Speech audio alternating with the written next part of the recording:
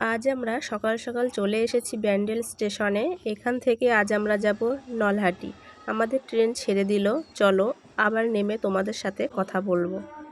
এখন আমরা ট্রেন থেকে নেমে ওভারব্রিজ পার হয়ে প্ল্যাটফর্মের বাইরে থেকে একটা অটো ধরে চলে যাব নলহাটি মায়ের মন্দিরে। এটি একটি 51 পীঠের একটি সতীপীঠ। এখানে মায়ের কণ্ঠনালী পড়েছিল, তাই এই জায়গাটাকে নলহাটি বলা হয়ে থাকে। তো আমরা বাইরের প্রাকৃতিক দৃশ্য দেখতে দেখতে পৌঁছে গেলাম মায়ের মন্দিরে।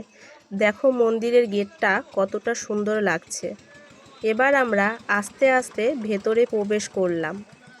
তোমাদেরকে পুরো মন্দিরটা একবার ঘুরিয়ে দেখিয়ে দিচ্ছি।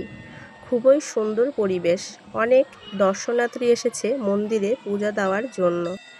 এই মন্দিরে পূজা দেওয়ার সময় ভোর 4টে থেকে দুপুর 12:30 পর্যন্ত, আবার বৈকাল 4টে থেকে রাত 8টা পর্যন্ত।